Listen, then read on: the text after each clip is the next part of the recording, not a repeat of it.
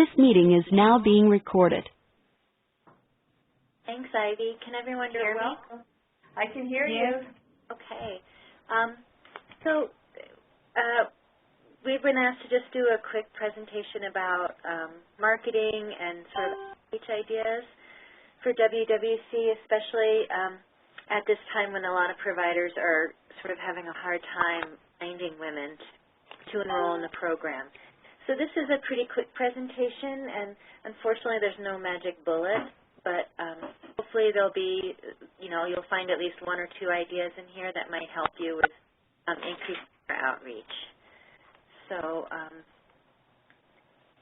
when we talk about recruitment, just so we're all on the same page, I mean, basically we're just talking about finding women that are eligible for the program and getting them enrolled. And there's sort of three departments of recruitment, and so we're going to talk about all three of those, the education, outreach, and inreach.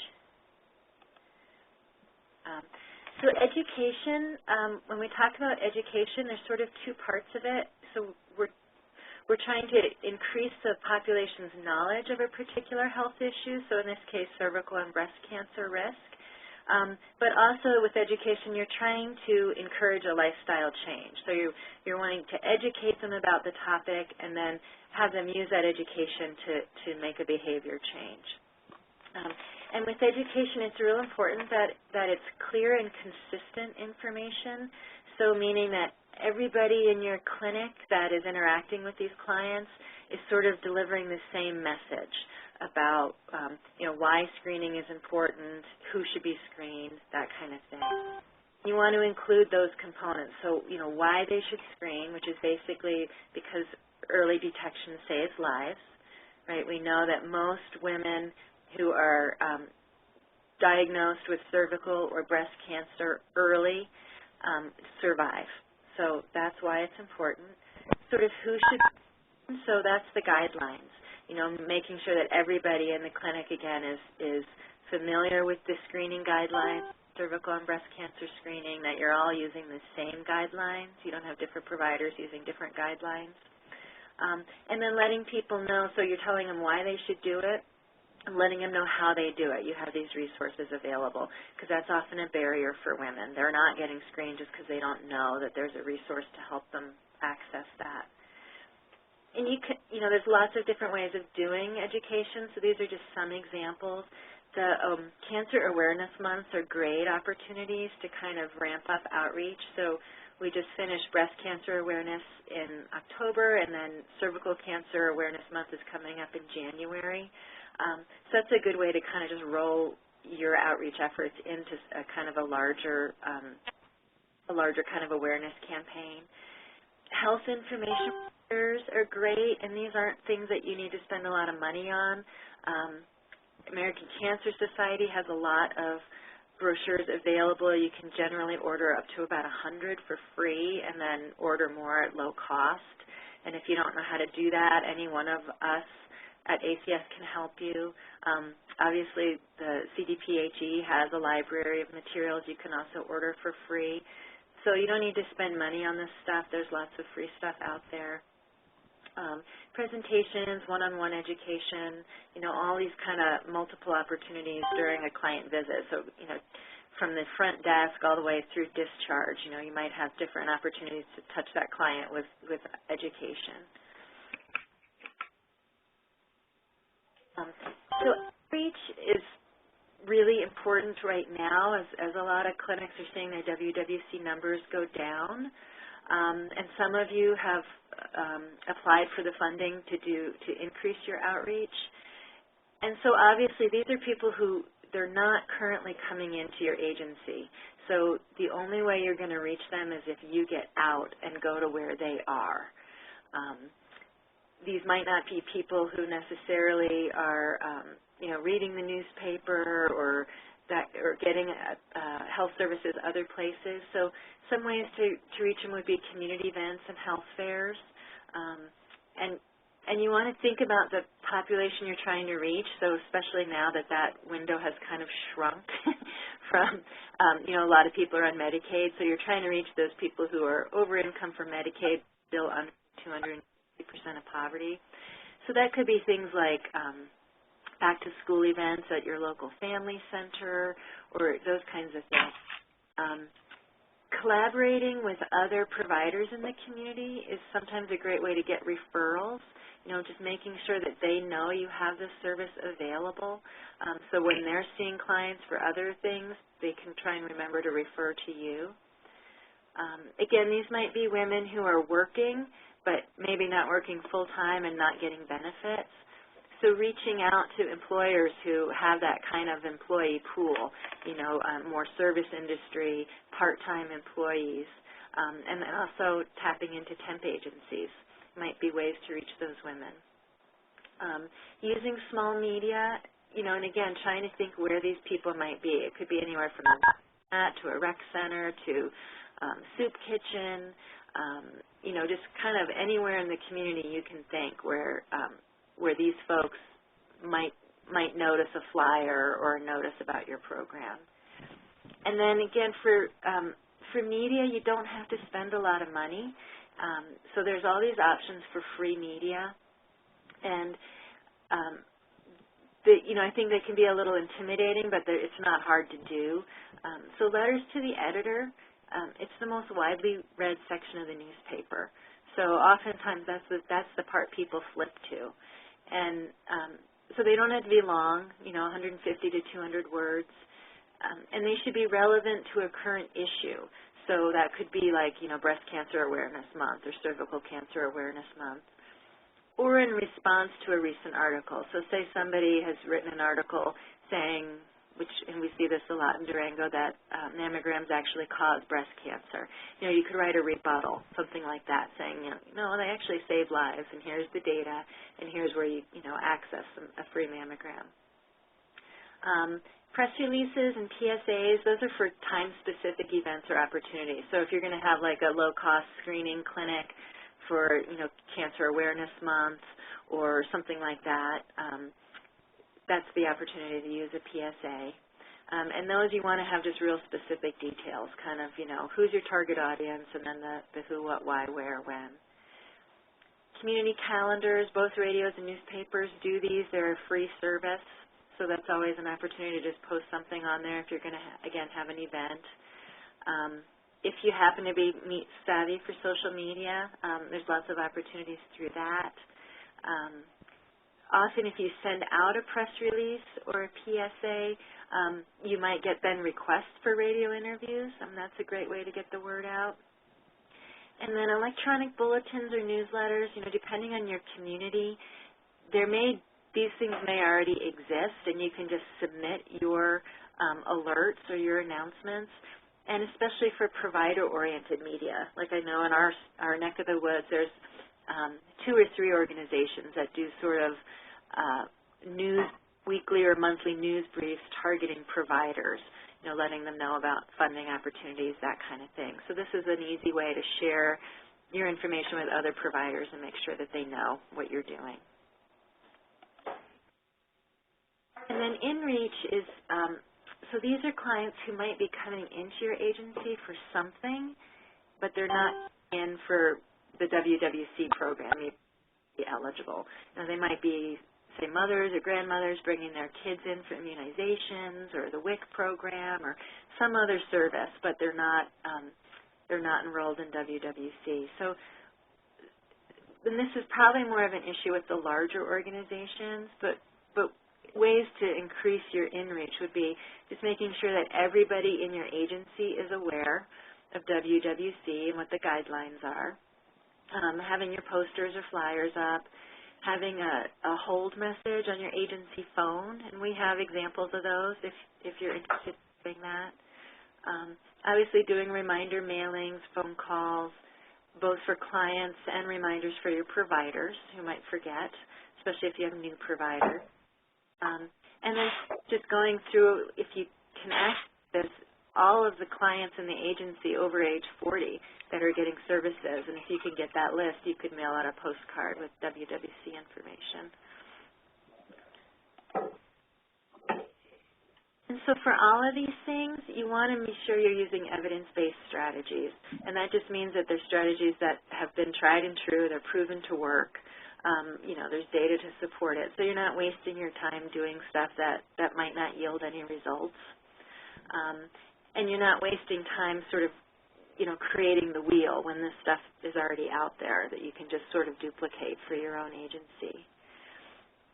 So these are resources for evidence-based outreach strategies. And I think, Sarah, you said you're going to send out the handouts after the call, right? I think. Yes, they will be posted to the website. Posted? And to eConnect. Okay. So we have fact sheets for each one of these resources that kind of explain it in a little bit more detail and with other kind of helpful links. So those will be on the WWC website after the call. And these things, most of you are probably familiar with most of them, or all of them maybe. The Guide to Community Preventive Services, that's general for all kind of public health initiatives, whereas our tips is specific to cancer interventions. But these are places you can go and get ideas for work, and especially if you're trying to reach a specific population, say the Latino population or rural population or African Americans or whatever it is that you're trying to do, you can go into these programs and do a little search, and there may be strategies that have already been shown to work with those specific populations that you can then kind of duplicate. And then the last thing, the MIO, that's an online tool, and Hannah's going to kind of walk us through that at the end of this presentation. So these are examples of what you would find in the community guide, and so they kind of rate interventions as whether they've been shown to be effective or not effective. So you can see on the left are the different kinds of interventions, and then first both breast and cervical, what the evidence shows. And we just want to focus on the ones that have been shown to work.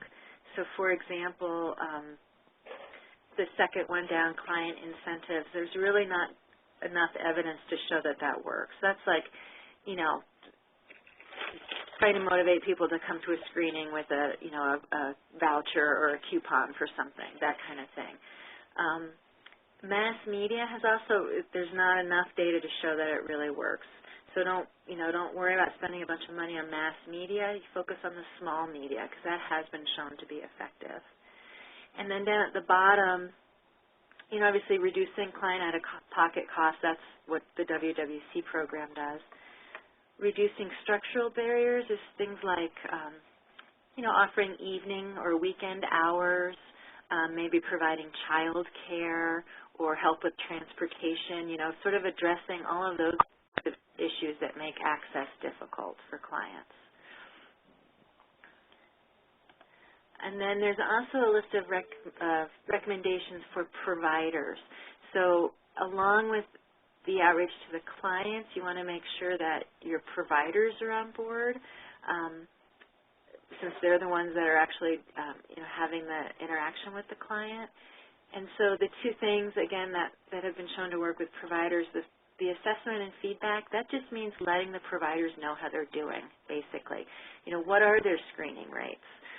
What is the follow-up rate? Are they giving a lot of referrals for mammograms but nobody's following through? That kind of stuff. Just letting them know kind of what their screening rates and patient compliant rates are. And then the reminder and recall systems, that's things like electronic pop-ups. The great old sticky note is, always seems to work really well, but somehow making sure that, the providers are being reminded each time clients come in that, one, that they're due for screening, and two, that they might be eligible for WWC. And so these are just some last kind of general recommendations. Again, if in the larger agencies, like the health departments, that kind of thing, generally there is somebody in charge of marketing and communications. So take advantage of that. Make sure they know about your program. They probably already have tons of lists and media lists that you can just use, so you don't have to go out and recreate all that stuff. Make sure your local non-WWC providers are aware, and especially that they're aware of the fact that they can refer women in post-screening for additional diagnostics. And remember that staff changes a lot, so even if you've done this once, say a year ago, it's probably time to do it again because the people who are there now might not remember that. Regular staff refreshers and updates, that's more for in-house, for your in-reach. Kind of talking to others who serve the same community. So again, that could be your family centers, your soup kitchens or food banks, possibly churches, and it's going to vary just depending on your community.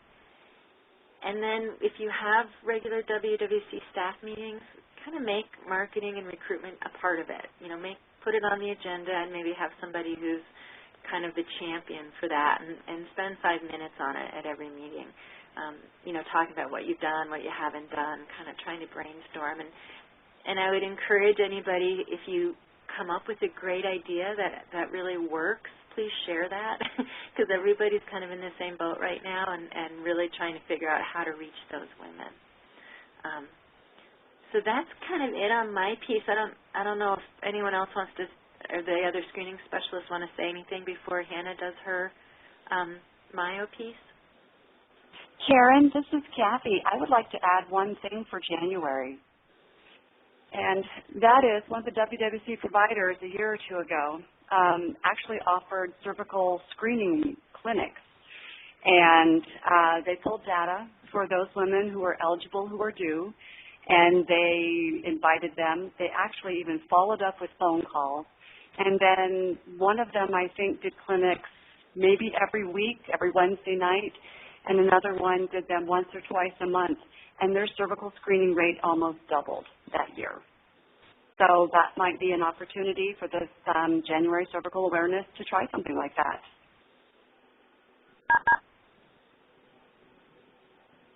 That's a great idea, Kathy.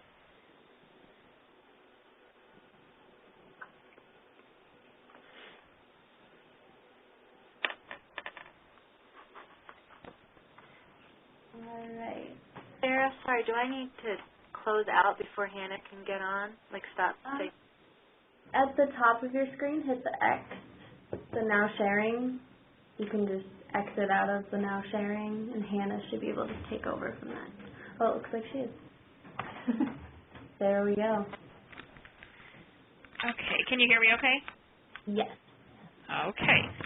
So I just wanted to kind of go through a quick tour of the MIO website just to show how easy and user-friendly it is to use. Currently, the breast, cervical, and colorectal are the 3 portions on this website that are working to make products. And I am going to go ahead and do a couple samples for cervical cancer screening in honor of January, which is Cervical Health Awareness Month. So to access MIO, the first thing you're going to do is go to myoworks.org. It's very easy to create an account, and you can kind of get in there. You can go to the bulletin board to see what people have already done to get some ideas, and just kind of play around in there, and I encourage you to do that. It's very easy. So let me go ahead and log me out really quick.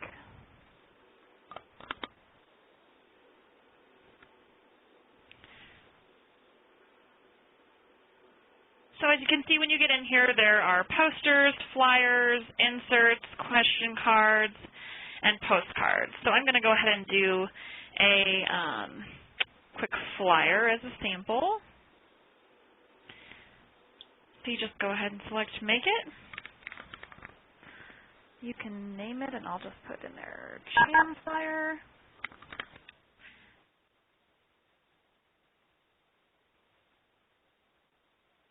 From here, it gives you, so these are the categories up here, and then it shows you right here, you're going to want to pick Fact 1, and it gives you a variety of different facts in there that you can select. So I'll just go ahead and walk through real quick. You just click on Choose Fact 2.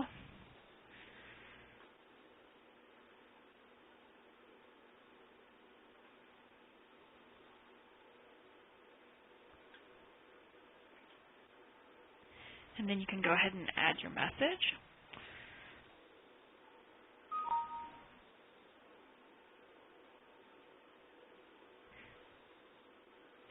headline, and then you want to go ahead and choose a call to action.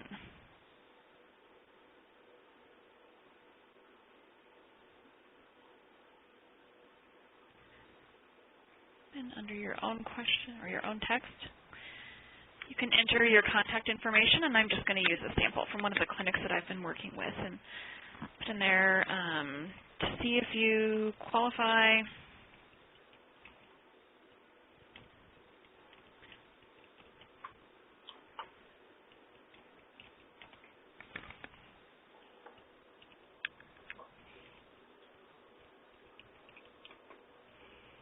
And you can see it populating down here. Just make sure that all the text fits in there. Hit apply. And if you want to put anything in the acknowledgement, you can put the Women's Wellness Connection website in there.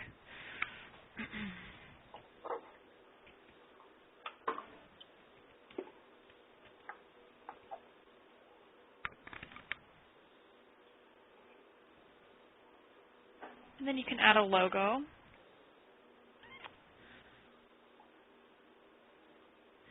I'm just going to add one for one of the local clinics that I'm working with. See, it shows up right there. Then you go to Finish. And you can create a PDF or a JPEG file, whichever you need. So I'll just hit Download.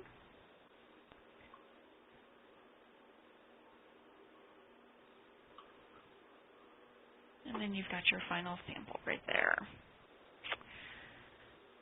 And then I just want to walk through one more just to show you how easy this is. So you just hit Home to return.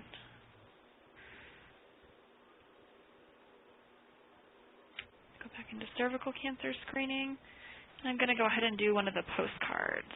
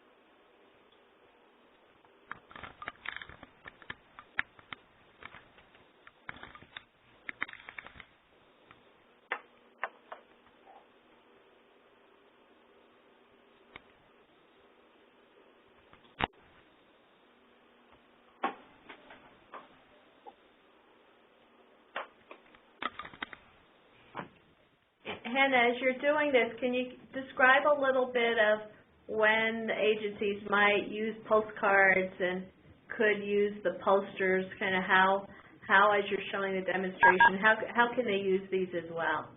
Oh, sure. So I would say definitely around the Cancer Awareness Month would be a great time to kind of, pull a report from your clientele and any women who are not coming in so that they can be reached, just kind of a little reminder. Sorry? So I think that's a great time to utilize the postcards. The posters, I would say, anytime having them around your clinic, especially around the awareness months to bring attention to that. And because the screening numbers are low right now when we're trying to find those women who will qualify, I think it's great to keep that present and in your waiting rooms where people will see them and be reminded of the screenings that they need to receive.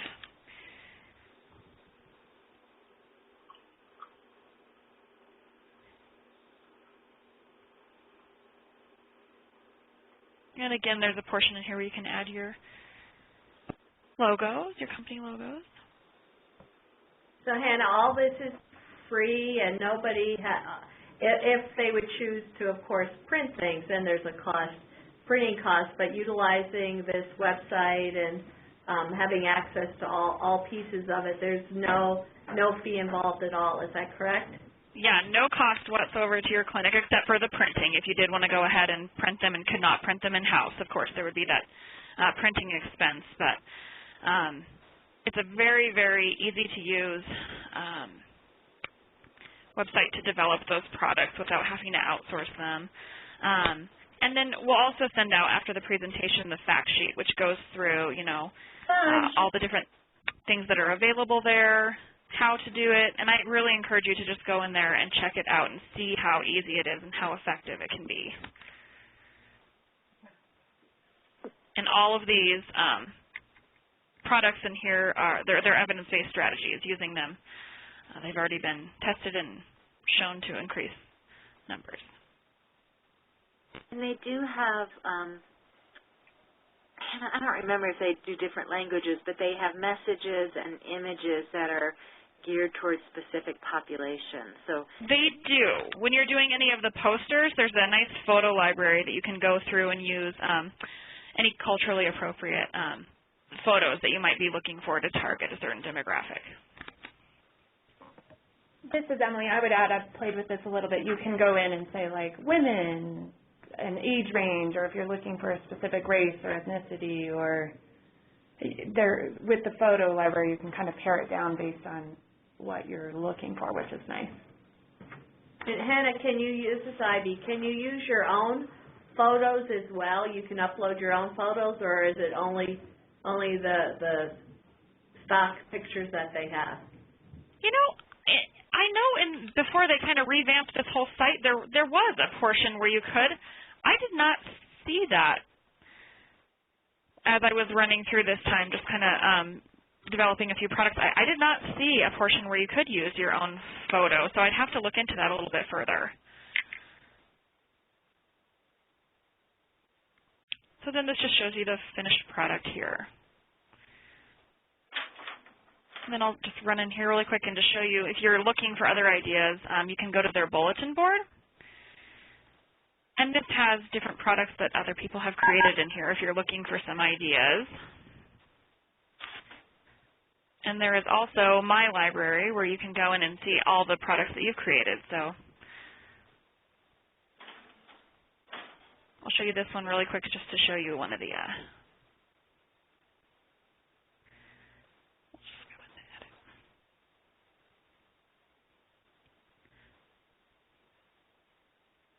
Come on.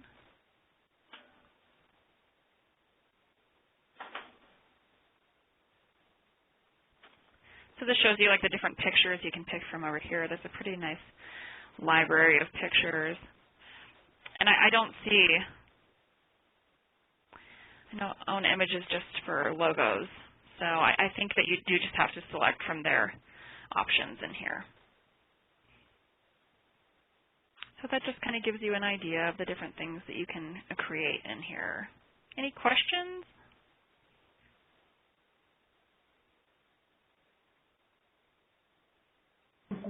Any questions for Hannah or Karen or any of the screening specialists on outreach, recruitment? They're sort of here at your leisure if you want to ask any of your burning questions.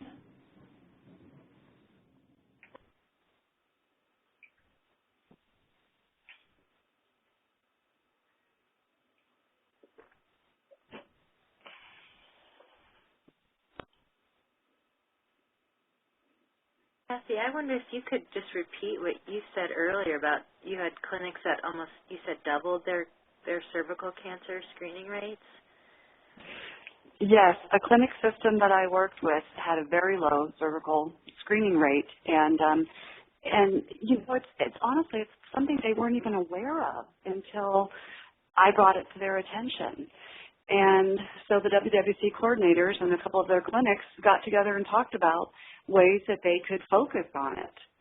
And they decided that doing evening clinics, I think anytime you can do awareness in a clinic, whether it's cervical or colorectal, and, it's as simple as having an awareness table, putting things at the front desk, having folks, I know we've got some awareness pins, wearing a teal or teal and white ribbon for January. anything that brings it to mind for that particular time. And then why not throw in other items as well as far as, screenings that you want to get done. It's a perfect opportunity to get people's attention. So they just happen to be very successful, but I think actually the invitation and then following up with phone calls, which I understand could be burdensome, I think that really made a difference. So what they really did is they confirmed appointments, that people were actually going to make it there. And I think that really helped with their numbers as well. Does that make sense?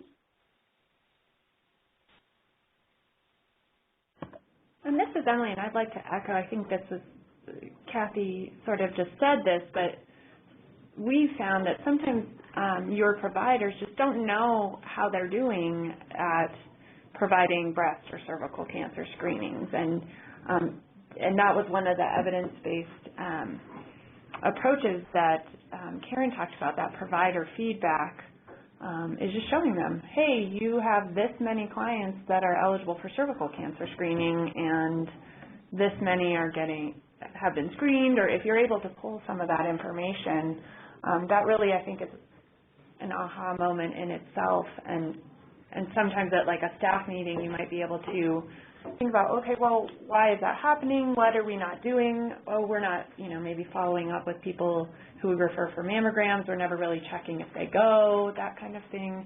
And sometimes you can really come up with some good ideas of just how to reach the people maybe you're already seeing, or what else you might be able to do.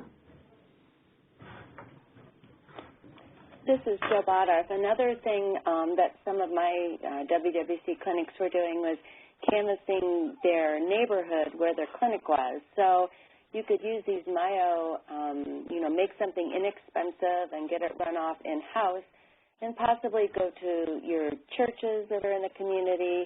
A lot of times they will put a bulletin in, talking about Cervical Cancer Awareness Month, and once again using the awareness months as that hook to get in, and they really want, members of your congregation to, know the importance of getting screened, and maybe going to, whatever supermarkets are around, or laundromats or salons, and, where the people congregate that go to your particular clinic.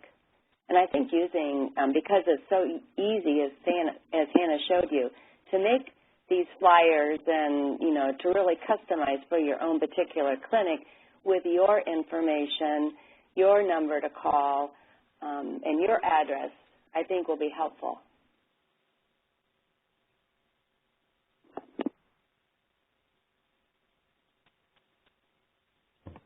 Do any agencies on the call want to share something that maybe you've found particularly successful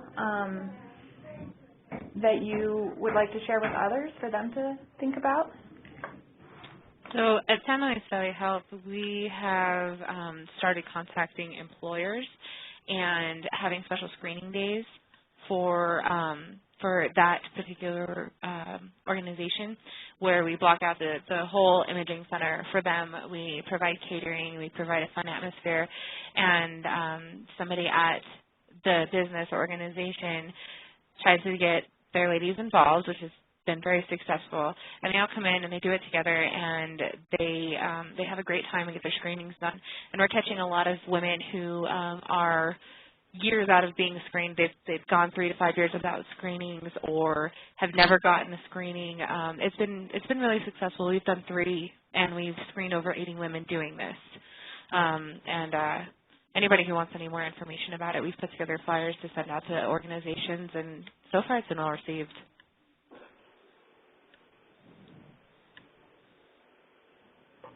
Very cool. Anybody else want to share a success story?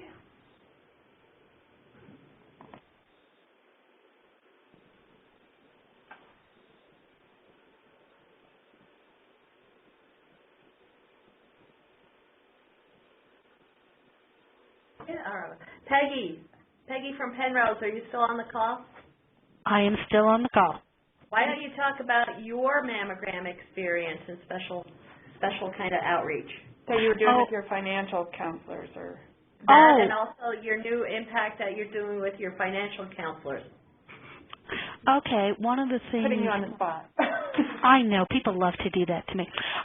One of the things we did is we spoke with our financial counselors, who basically are the people who call people, say, this is how much your copay is, this is what's happening, and they were actually getting women who weren't going to come back for their diagnostic mammos.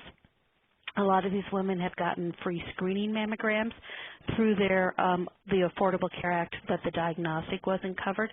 So they are counseling them, and that has increased our number of women who have come back for diagnostic imaging.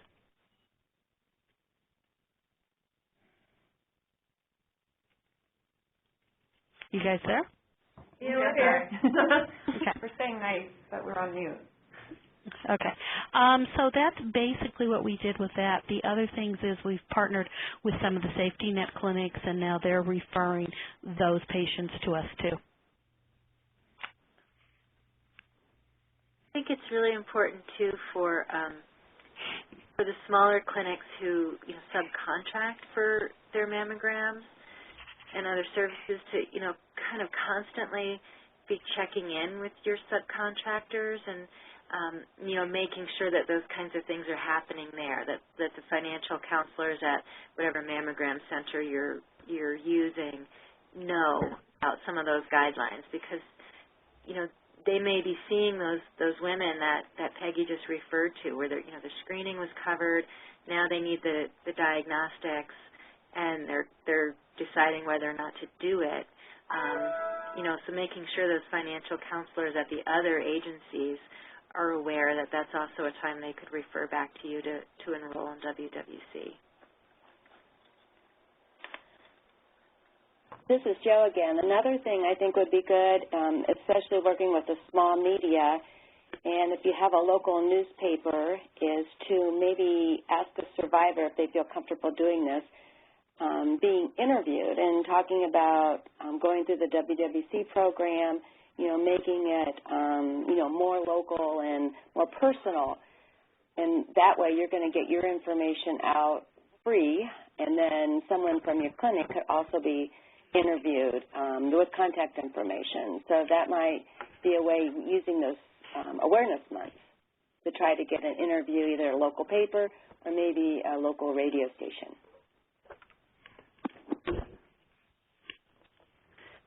This is Kathy. I think Summit Community Care, hi you guys, could probably also offer some information for what they've done with the pilot project and their increase of screening rates by participating.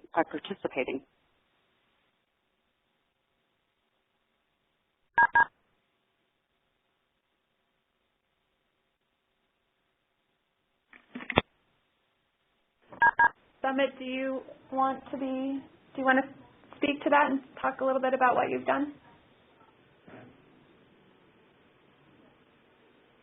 Maybe they're not on anymore. Star 6. Maybe they're shy. So one thing I was going to just, remind and clarify, this is Emily again, that referred into diagnostics. I think we always kind of think about it as, they're coming from some other provider.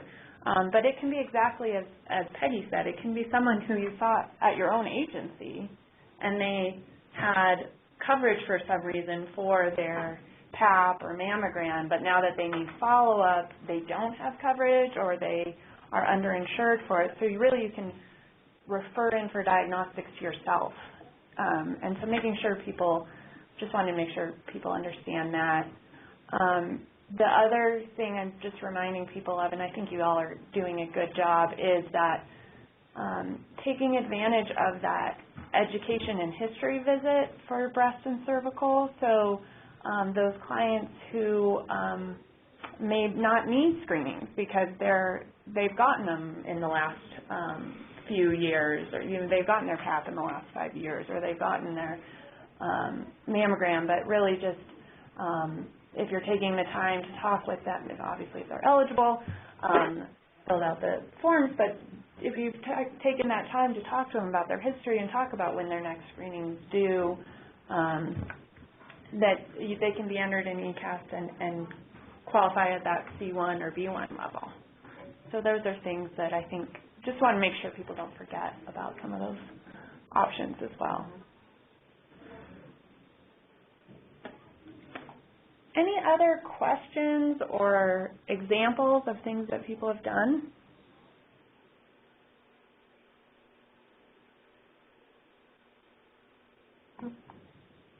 Any other general questions beyond the topic today about the one-time grant expense opportunity?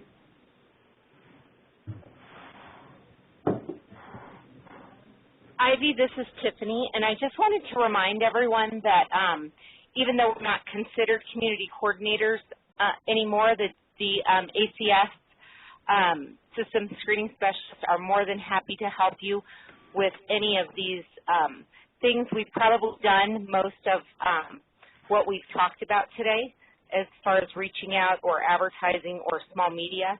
So if you need any help at all, please reach out to the coordinator that used to be in your region.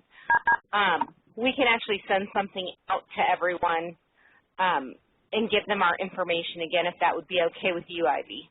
Yeah, that's a good idea. And we'll put a link or put an announcement in the eConnect as well. Yes, absolutely. Soon to be known as the WWC Update. Okay. Thank you. So I guess a couple announcements just to, hopefully you all have seen all of this in your eConnect.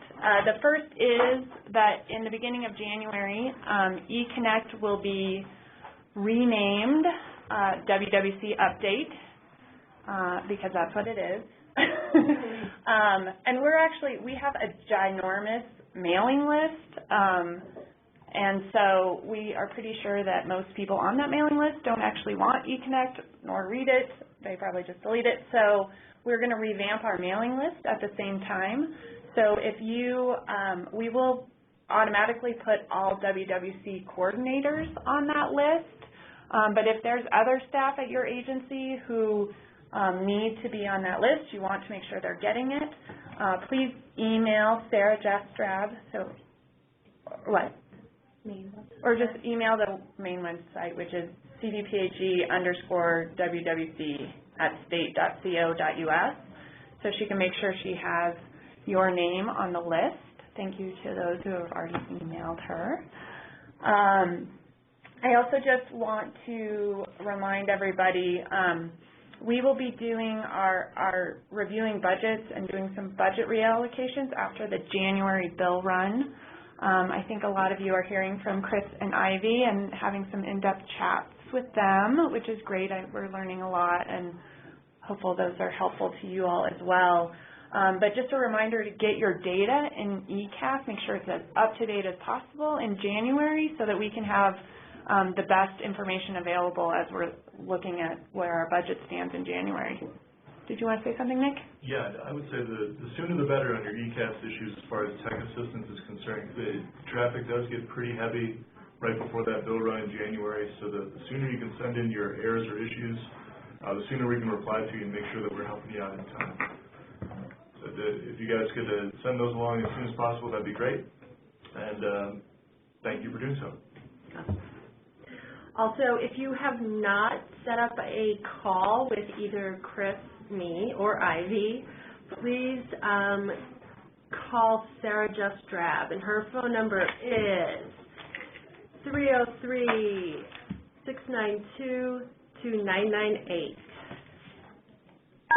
Thanks.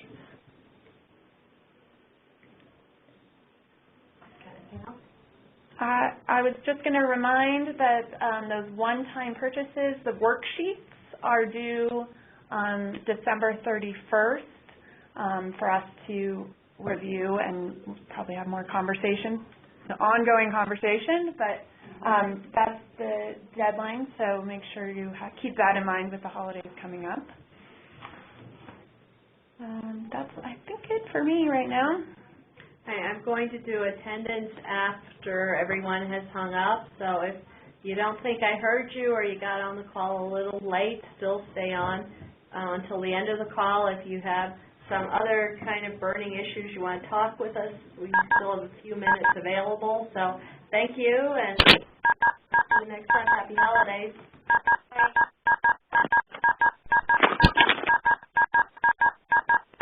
Thank you, ladies.